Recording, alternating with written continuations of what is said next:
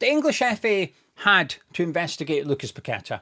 The minute a betting company raised its concern regarding suspicious betting activity over Lucas Paqueta picking up 4 yellow cards in the Premier League, the English FA were duty bound. They were obliged to investigate it. Nobody is saying they shouldn't have done. Quite the opposite, in fact. Lucas Paqueta's legal team are saying they were right to investigate it. But how they went about investigating it was completely wrong. From start to finish, the FA's investigation was a shambles. How they've handled this has been horrendous. The case put forward by the English FA to try and get Paqueta banned from football, to try and get him found guilty, was absolutely ridiculous. A 314-page document has been released by the FA in regards to Lucas Paqueta's hearing, the longest of its kind in sporting history, according to Nick DeMarco, who's part of Lucas Paqueta's defence team. As a result of this, the FA looks terrible, but Lucas Paqueta could be set to sue the English FA. We're going to be discussing some of the main highlights that's come out of that 314-page document. But if you're new to the channel, please do subscribe and also drop a like on the video as well. One of the first things that's very alarming in this is that Lucas Paqueta was interviewed for the first time. And in that interview, Paqueta refused to give any answers. He refused to cooperate. Now, he's getting punished for that. As a result of that, he's getting punished. The Independent Commission has found him guilty of 2 things, and it's both involving not cooperating. Now, they've also told the FA that the punishment will be on the lower end of the scale when it comes to deciding what his punishment is. A small fine, perhaps, but be at the lower end because of the context around it. So yes, he wasn't cooperating. However, they believe it was due to legal advice given to him. So the legal advice was, do not answer the questions by the investigation. So he didn't. So the first interview, Lucas Paqueta wasn't answering the questions. In the second interview, Lucas Paqueta wanted to answer the questions from the first interview. He wasn't allowed. He was told they didn't care. He wasn't allowed to answer the questions from the first interview. It was a new interview. They wanted those questions answered, but Paqueta was offering to answer the questions from the first interview, which originally he had refused to answer due to legal advice, and he was told, no, we don't want to hear it. That to me feels quite extreme by the English FA, by the investigation, but it gets worse. This document, I've read half of it at least. I've read most of it. The bits, there's a bit in the middle regarding all the betting patterns. That is the most interesting reading because it applies a lot of context. Now, what you can see in terms of the headlines is that over £160,000 profit was made on the 253 people betting on Lucas Paqueta to get booked in these 4 games. But that's stripping away all the context. The bit in the middle of the 314 pages in regards to all the bets applies a lot of context. For example, one person had £115 on Paqueta to get booked in one of the games.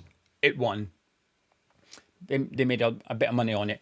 But that same person 4 days prior, in a game not involving West Ham United, in a game not involving Lucas Paqueta, that same person who had put £114 on Paqueta to get booked, put £1,000 on corner markets in a completely different game. So the defence was, well, this guy's willing to bet £1,000 on corners, and he supposedly knows Paqueta is 100% going to get booked.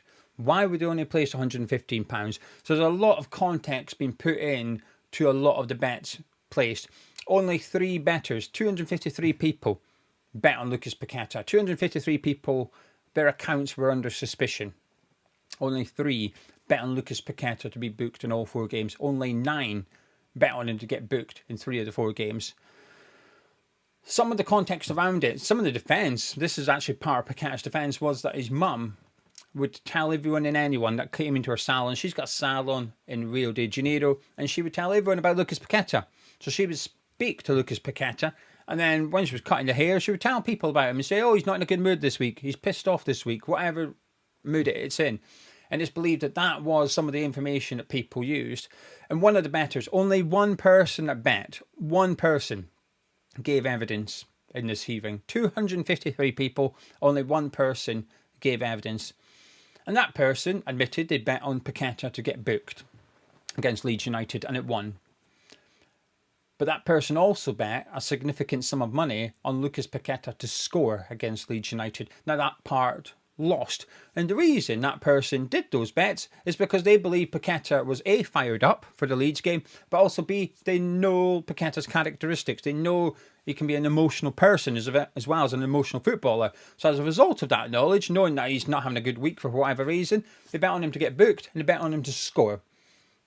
So that part got investigated. That part where they bet on him to get booked has raised a red flag, but it almost ignored the fact that actually they also bet on him to score in that game. Some people that bet on Paqueta to get booked, some of the suspicious bets were also Paqueta to get booked or to score in the game. So if they'd known 100% Paqueta was going to get booked, why would you not bet on to get booked and get better odds? They've taken the lesser odds and added in Paqueta to score element of it as well. So the bit in the middle of the investigation, I think, is the most intriguing, because the whole time I've been wondering the FA don't have a smoking gun, but what do the FA think is a smoking gun? Why are they going all in on Lucas Paqueta? And it's broken down, and there's a lot of it. There's a lot to read, but it's well worth the read, in my opinion. The English FA brought in, the big mistake they've made, and this is something the Commission could not believe. So the Independent Commission has criticised the English FA, the way they've handled this, the way they've gone about the investigation. They're not happy with it. But something the English FA did something they did not do, was hire an independent expert to investigate. They considered this to be the most important part of the investigation, and they used one of their employees. He investigated it, and he came back and said his conclusion was it was highly orchestrated. So it was definitely guilty. Highly orchestrated. All these people betting on it, they must have known.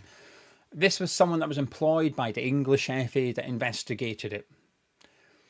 The English FA's lawyer then said that they didn't agree.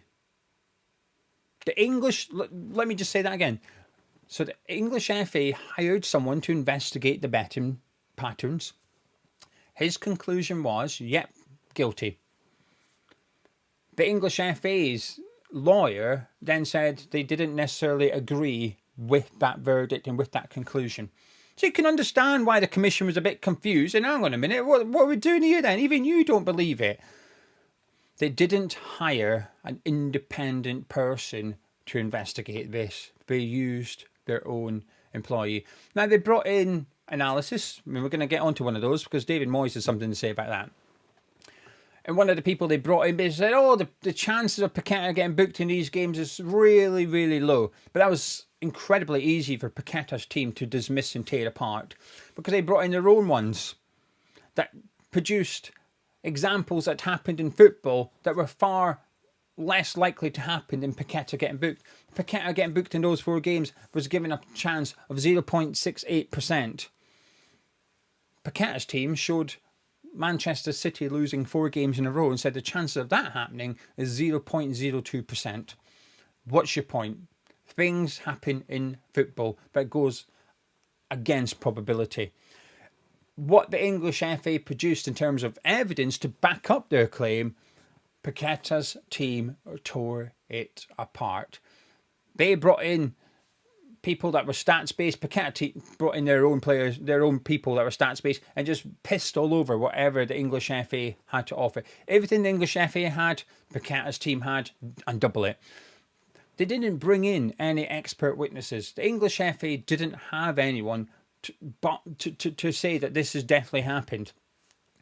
Paqueta's team had Mark Clattenburg, the former Premier League referee, that looked at it and said, no, nothing suspicious here. A bit harsh to get booked for that. Booking was a bit harsh. That booking was a bit harsh, but the rest of it is normal in a game of football. David Moyes was called to the stand as a witness for Lucas Paqueta. He got handed the report by the analyst that said, oh yeah, this is very unlikely, Paqueta receiving bookings for these. And when he was asked to read it by the English FA's team, David Moyes refused. So he said, I'm not reading it. So there's no point me reading this. So this was written by an analyst that has no knowledge of football. I'm not reading it.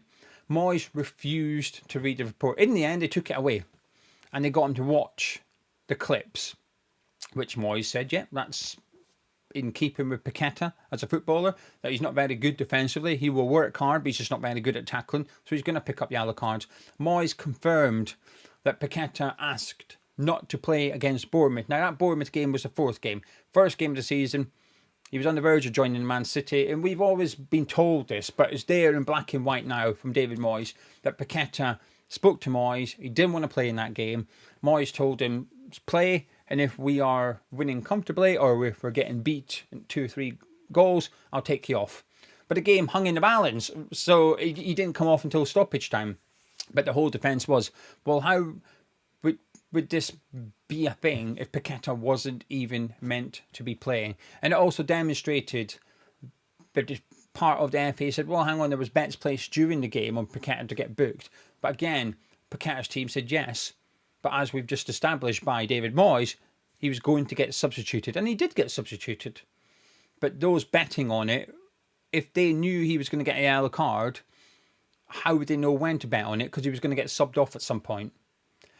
Paqueta's team pissed all over the English FA. David Moyes is a big part of that as well, just refused to read it. In the end, the commission and also the FA's team admitted Moyes knew more than whatever that analyst had written, because Moyes is an expert in football. So that guy might be an expert in statistics. He might be an expert in maths. He might be able to produce probability. Football ain't played on a bit of paper. David Moyes is an expert in football. So his word completely ruined anything that the English FA had to give. Moyes turned up. He batted for Lucas Paqueta big time in that one. Bit of a hard edit. I just got a very important message come through relevant to this video and this topic. Because since last night I've been speaking to a few people, a couple of journalists that are quite prominent and quite big and well respected, and someone that's a lawyer. I've been speaking to a lawyer as well in regards to Lucas Paqueta's thing, with the intention of getting them on a video to ask them about the whole the case, because I think it would be better for people to hear it from them rather than myself. But understandably, they're a bit busy. However, they're willing to speak a little bit and tell me what they think and so on and so forth. So my understanding off the back of speaking to those 3 people in particular is that despite reports, it's unlikely West Ham are going to sue. That Sullivan's told someone that we won't be suing and FA have a difficult job, etc. That was what I was told, right? So it may be true, it may not be true, but that's what I've been told by a journalist that's covering this, that West Ham, it's unlikely, despite what others are claiming. In regards to Lucas Paqueta, however, so that's very much on the table. Because as it was confirmed during this hearing, Lucas Paqueta missed out on a move to Manchester City because of this investigation. And Lucas Paqueta's team requested the English FA to investigate how and why this got leaked. Why did this investigation into Lucas Paqueta get leaked? The English FA have refused to do that. They will not investigate why this has been leaked. As a result of the investigation, Paqueta's move to Man City fell through. This has been confirmed by various different people. David Moyes, Paqueta's legal team. So he's missed out on millions of pounds in earnings, but also the sporting side of it. It wasn't he could have went on to win the Premier League. It would have been he would have. Manchester City went on to win trophies, including the Premier League title. Paqueta would have been a Premier League winner had he got his move to Manchester City. Now, I appreciate we were in negotiations with Cole Palmer. David Moyes has hinted that because of Paqueta not going to Man City, we couldn't sign Cole Palmer. Now, whether we would have managed that or not, I'm not convinced. I still think Chelsea would have come in and got him.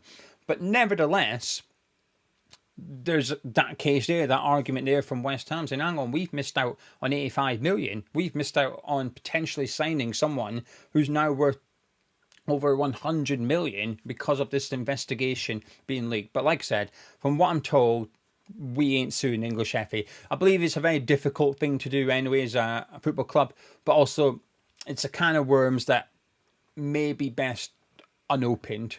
Now, I would understand if West Ham decided to sue the English FA because, like I said, we've just missed out on tens of millions of pounds. And in the meantime, that 2 years, we did not have the same Lucas Paqueta. His performances dipped drastically, understandably. But whilst we had Lucas Paqueta, we didn't have the same Lucas Paqueta because of this investigation. So I think West Ham's case would be very strong. I just think it's a very, very difficult thing to do. But Alastair Campbell, one of Paqueta's legal team, has confirmed that that's very much on the table. Nothing's been decided yet, but nothing's been taken off the table, and Paqueta could sue the English FA because he's lost out on an incredible amount of money as a result of this. So whilst we now got that 314-page document, we can now read what went on in the hearing, this still hasn't come to a conclusion. Paqueta is still going to get punished for failing to comply or for avoiding the investigation. I've already established what that meant and why he did that at the start of the video, but he's going to get punished for that. But like I said, the independent commission have warned the English FA it's going to be on a lower scale thing. So I'm not worried. It's going to be a small fine or something like that. The English FA are expected to pick up the legal costs of Lucas Paqueta, and it looks like it's a 7-figure sum of money as well.